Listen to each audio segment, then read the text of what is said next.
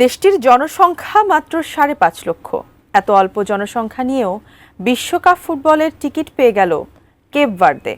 দেশটি কোথায় অবস্থিত, তাদের ফিফা র্যাঙ্কিংই বা কত, আর কিভাবেই তারা এই অসাধ্য সাধন করেছে, বিস্তারিত জানাচ্ছেন বদিউজ্জামান মিলন। আইসল্যান্ডের পর বিশ্বের দ্বিতীয় ক্ষুদ্রতম দেশ হিসেবে বিশ্বকাপের টিকিট পেল কেপ ভার্দে।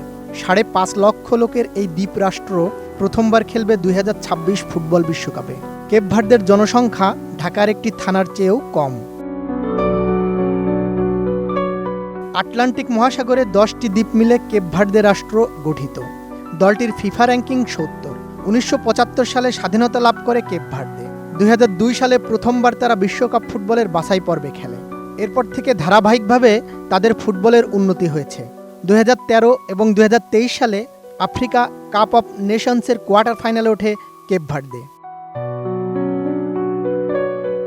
বিশ্বকাপ বাছাইয়ের ডি গ্রুপে ১০ ম্যাচে ৭টিতেই জিতেছে কেপ ভার্দে। ২৩ পয়েন্ট নিয়ে তাদের অবস্থান গ্রুপের শীর্ষে। সমান ম্যাচে ক্যামেরুনের ১৯ এবং লিবিয়ার পয়েন্ট ১৬। সব মিলিয়ে এ পর্যন্ত ২২টি দেশের বিশ্বকাপে খেলা নিশ্চিত হয়েছে। মোনালিসা হেভি ফ্লো ১৫ পিস প্যাকেটের সাথে ৮ পিসের একটি প্যাকেট একদম ফ্রি। সব মিলিয়ে এ পর্যন্ত ২২টি দেশের বিশ্বকাপে খেলা নিশ্চিত হয়েছে। এখনও বাকি রয়েছে ২৬টি দেশ। কেপ ভার্দে দলটির অধিকাংশ ফুটবলারেরই জন্ম দেশের বাইরে, কিন্তু তাদের বাবা মা অথবা দাদা দাদি কেপ ভার্দের নাগরিক। সোমবার কেপ ভার্দে ৩-০ গোলে ইছুয়াতিনিকে হারাতেই বিশ্বকাপের ছাড়পত্র পেয়ে গেল ব্লু শার্করা। খেলা শেষ হতেই কেপ ভার্দের রাজধানী প্রাইয়ায় উৎসব শুরু হয়ে যায়। মানুষ রাস্তায় নেমে এসে হর্ন বাজাতে শুরু করেন।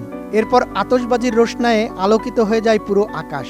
স্থানীয় ঐতিহ্যবাহী রেগে এবং ফানানা গানের সঙ্গে মানুষ নাচতে শুরু করেন। এমনকি কেপ ভার্দের ঐতিহাসিক এই মুহূর্তে গ্যালারিতে ছিলেন দেশটির প্রেসিডেন্ট হোসে মারিয়া নেভেস।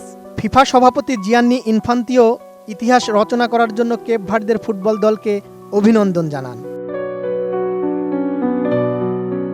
বিশ্বকাপ মানেই স্বপ্ন, আর সেই স্বপ্ন পূরণে জনসংখ্যা নয়, প্রয়োজন আবেগ, একতা আর বিশ্বাস। কেপ ভার্দে প্রমাণ করেছে সীমিত সম্পদ দিয়েও যদি মনোবল ঠিক থাকে তাহলে অসম্ভব কিছুই নয়। ফুটবলের এই সাফল্য শুধু তাদের নয়, ছোট দেশগুলোর জন্যও অনুপ্রেরণার এক উজ্জ্বল দৃষ্টান্ত। বদিউজ্জামান মিলন, এটিএন নিউজ।